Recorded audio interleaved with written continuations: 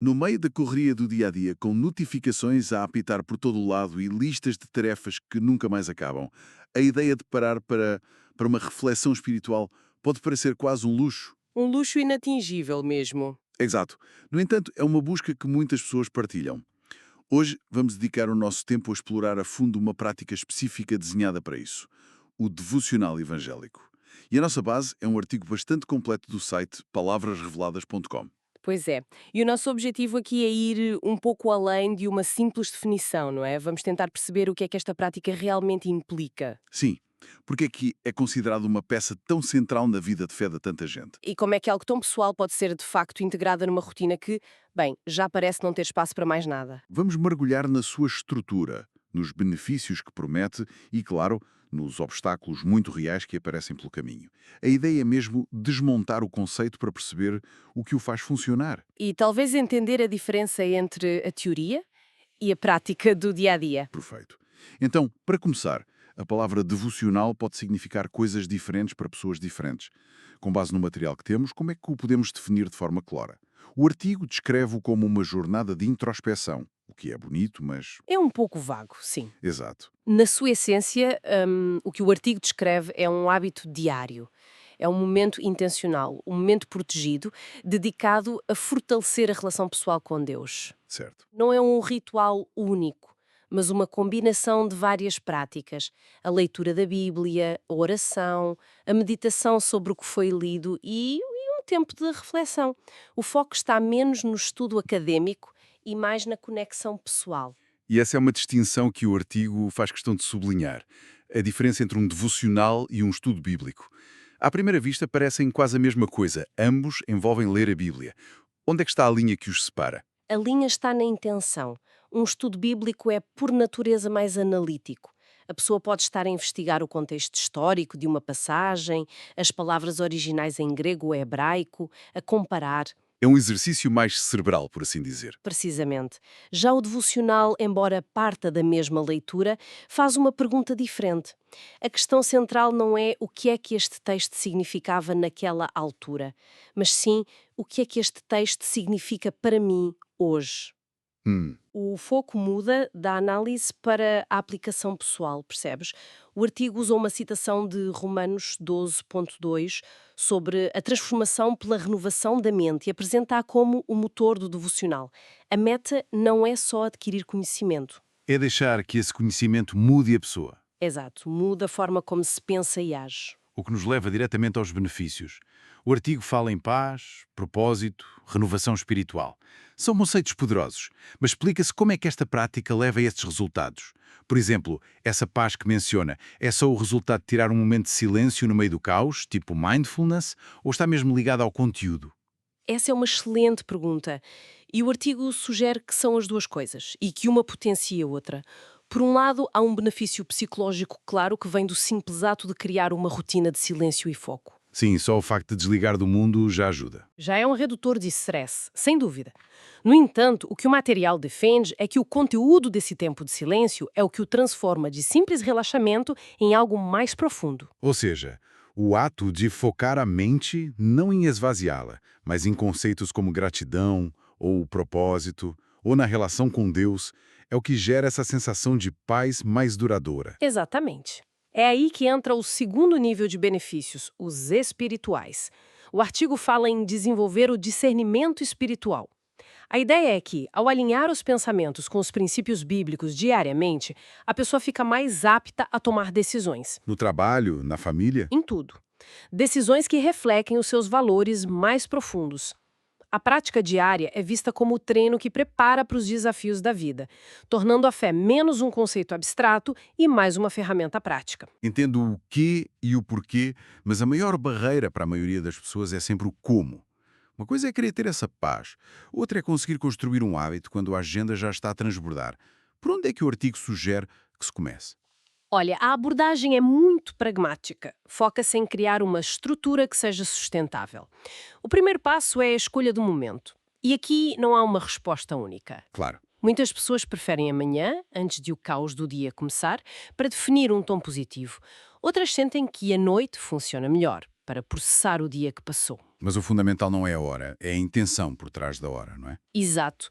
O crucial é que seja um momento protegido, um tempo em que a pessoa possa, realisticamente, esperar não ser interrompida. O que nos leva ao segundo ponto, o ambiente. O espaço físico. Sim, o artigo insiste na importância de ter um espaço que convida à calma. Pode ser uma cadeira específica, um canto da casa. A ideia é criar um gatilho ambiental que diga ao cérebro, ok, agora é o momento de desligar do resto. E isso implica, claro, silenciar o nosso principal inimigo da concentração, o telemóvel. Sem dúvida. Desligar as notificações é um passo essencial. E isso leva-nos ao terceiro elemento, que é o mais difícil de todos: a consistência. A regularidade é apresentada como a chave de tudo. E é aqui que a procrastinação entra em jogo, não é? Aquele amanhã eu começo que se arrasta por semanas. O artigo dá alguma dica para vencer essa inércia? Sim, e são dicas muito realistas. A primeira é esquecer a perfeição e focar-se no progresso. Em vez de se comprometer logo com 1 hora por dia, o que pode ser assustador, E levar à desistência logo na primeira semana. exatamente, a sugestão é começar com algo ridiculamente pequeno. 5 minutos, talvez. O objetivo inicial não é ter uma experiência espiritual profunda, é simplesmente aparecer. É construir o músculo do hábito. Faz sentido. É mais importante a frequência do que a duração, pelo menos no início. Precisamente. E a segunda dica é usar a tecnologia a nosso favor.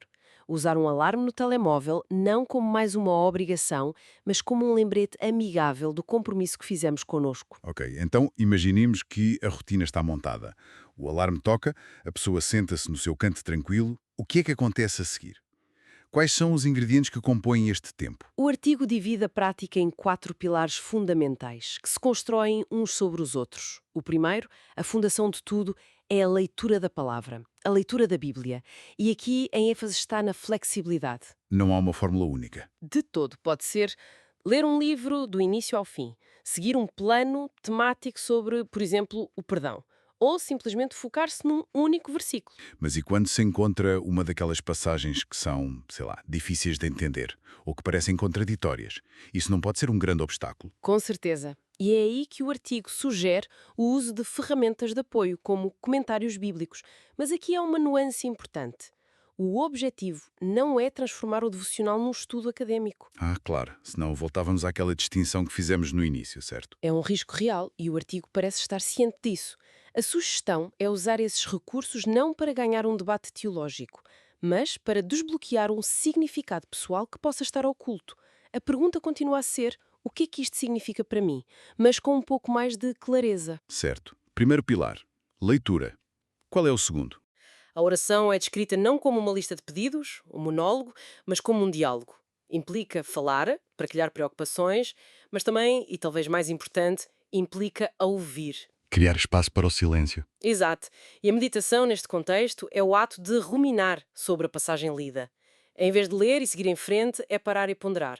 O que é que esta palavra, esta frase, mexe comigo? É um momento de digestão. Entendido. E o terceiro? O terceiro pilar é adoração e gratidão. Isto pode soar um pouco intimidante, como se fosse preciso cantar ou algo do género, mas o artigo define-o de forma muito mais ampla.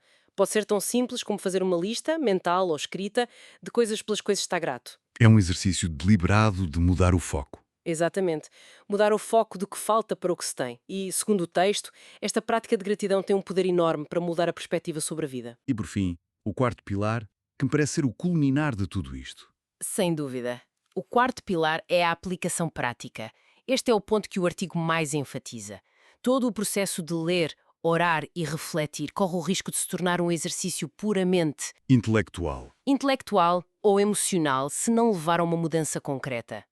A aplicação prática é a ponte entre a reflexão e a ação. A pergunta final do devocional é: ok, com base nisto, o que é que vou fazer de diferente hoje? Pode ser algo pequeno, como ser mais paciente com um colega. Exatamente. É aqui que a fé deixa de ser um evento de domingo e se torna numa prática de segunda à sexta. É o que leva à verdadeira transformação. Parece tudo muito bem estruturado, mas a vida real é caótica. Com certeza que há dificuldades. Que tipo de obstáculos é que o artigo identifica? O artigo é bastante honesto sobre isso. O primeiro e mais óbvio é a falta de tempo. E a resposta que o material oferece não é mágica, é uma questão de perspectiva. De prioridades. Exato. Sugere que se veja este tempo não como mais um item na lista de tarefas, mas como combustível para todas as outras. Não um luxo, mas uma necessidade. O segundo desafio é a inconsistência, de que já falámos. É fácil começar com entusiasmo e depois a vida acontece. E a solução para isso é a graça e o realismo. Ter um plano demasiado ambicioso é uma receita para o fracasso. É melhor um plano modesto que se cumpra 80% do tempo do que um plano perfeito que nunca sai do papel. Se um dia falhar, é simplesmente recomeçar no dia seguinte, sem culpa. Gostei de um outro desafio que o artigo menciona: a aridez espiritual. Aqueles períodos em que a prática parece vazia, mecânica, em que não se sente nada. Isto deve ser muito frustrante. É fascinante que o artigo aborde isto, porque é uma experiência muito comum. A sugestão não é forçar um sentimento que não existe, mas sim mudar a abordagem. Variar? Sim, se a leitura se tornou monótona, talvez seja a altura de experimentar um devocional em vídeo ou um podcast. Se as orações parecem repetitivas, talvez tentar escrever uma oração ou simplesmente ficar em silêncio. É quase como na atividade física. Se correr todos os dias se torna aborrecido, talvez seja a altura de experimentar nadar para trabalhar os mesmos músculos de forma diferente. É uma ótima analogia. A outra dica para esses momentos de secura é manter um diário de gratidão. Mesmo quando não se sente uma conexão, focar-se deliberadamente em coisas boas ajuda a reorientar a mente. Para ajudar em tudo isto, o artigo também aponta para uma série de recursos, certo? Não se espera que a pessoa faça isto sozinha. Não de toda, a lista de recursos é vasta. Menciona livros clássicos sobre a oração, como os de Ian Bounds ou Max Lucado, mas também mergulha a cabeça no mundo digital. Aponta para aplicações como a YouVersion. A Bible App? Sim, essa é super conhecida. Essa mesma, ou a Our Daily Bread, oferecem milhares de planos de leitura guiados, vídeos, devocionais diários. E para quem prefere ouvir, também há sugestões? Sim, menciona podcasts e canais de vídeo como o The Bible Project, que é conhecido por usar animações para explicar conceitos bíblicos de uma forma muito acessível. A mensagem é clara. Existem inúmeras ferramentas. A ideia é encontrar o que funciona para cada um. Então, no final de contas, qual é o impacto disto tudo? O artigo fala em testemunhos de transformação. O que é que isso significa na prática? Significa que a prática se reflete em resultados visíveis.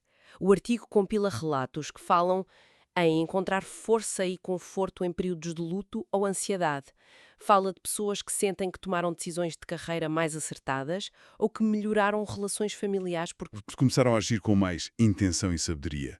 Portanto, o crescimento não é só interno, na fé, mas externo, no caráter. Exatamente. E um ponto final muito interessante é a sugestão de levar esta prática para a família. Não como uma obrigação, mas como uma oportunidade de conexão. Adaptar a prática às idades, contar histórias bíblicas para as crianças, discutir temas relevantes com os adolescentes. Para criar uma linguagem espiritual comum. Isso mesmo, para fortalecer os laços. Então, se tivéssemos de resumir a nossa análise, a prática de devocional, como o artigo a descreve, é muito mais do que um ritual.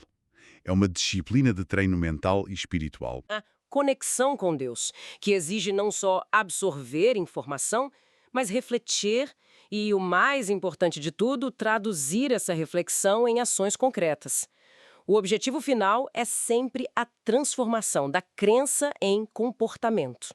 Uma jornada que, segundo o material, leva a uma vida com um sentido de propósito mais claro.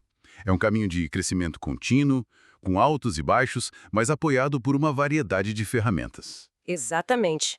É apresentado como uma prática para a vida. Uma maratona, não um sprint. O que nos deixa como uma última ideia para refletir. O artigo coloca uma ênfase enorme na aplicação prática, nessa ponte entre o que se acredita e o que se faz. Isto levanta uma questão muito concreta, não é? Se alguém decidisse começar esta prática amanhã, para além da rotina de ler e orar, qual seria a primeira e mais pequena área da vida diária? Uma interação no trabalho?